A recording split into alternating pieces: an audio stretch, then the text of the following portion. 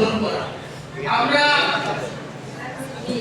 যে স্লোগান দিয়েছি সেখানে ইসলামে বিভিন্ন মতের লোক থাকবে, ইসলাম সমন্বয় পরিষদ সভা থাকবে, বাকিরা যার যার ইসলামী সমন্বয় পরিষদ সভা।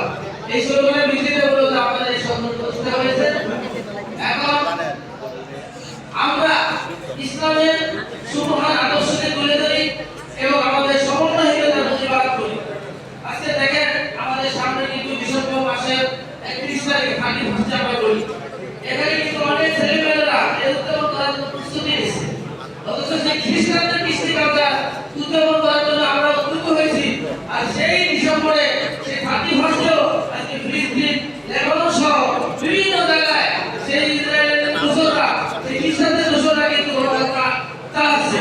সুতরাং আমাদের বিবেককে জাগ্রত করতে হবে আমরা কি করছি, কি করা আমাদের উচিত।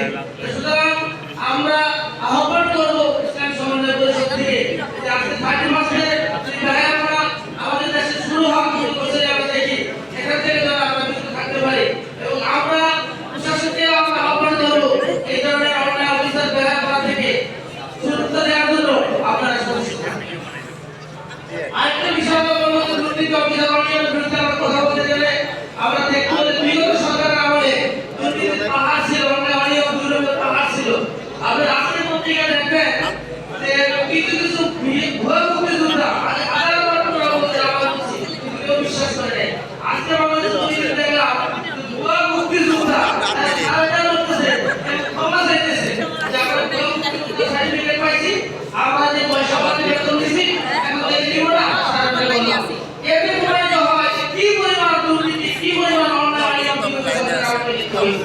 এখন আমরা সচেতন, আমাদের ছাত্র জনতা গণঅভ্যুত্থানের মাধ্যমে যে নতুন সরকার হয়েছে তার কাছে আমরা আবেদন করব অন্যায় অভিযান রূপায়ণ করবে, আপনারা সচেতন থাকেন। এই অন্যায় অভিযান আমরা আটকাতে চাই। কালকে দেখলাম আমরা রাষ্ট্রীয় পত্রিকা দেখলাম হঠাৎ করে সচিবালয়ে আগুন লাগছে, সচিবালয়ের একই বিল্ডিং এ একই ফ্লোরে দুই জায়গায় আগুন লাগছে। এটা কি রহস্য হতে পারে? তার মানে একটা অস্থিতিশীল পরিস্থিতি সৃষ্টি করার জন্য একটি চক্র কিন্তু হয়ে আছে।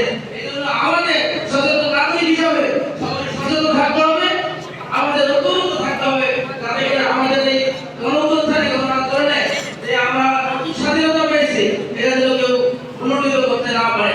আসলে আমরা ইসলামী সমন্বয় পরিষদের পরিচালনা এসে আমাদের অন্যায় অভিযান জুলুম নির্যাতনের বিরুদ্ধে সোচ্চার হই এবং আমরা সেবামূলক কাজে অগ্রগতি হই।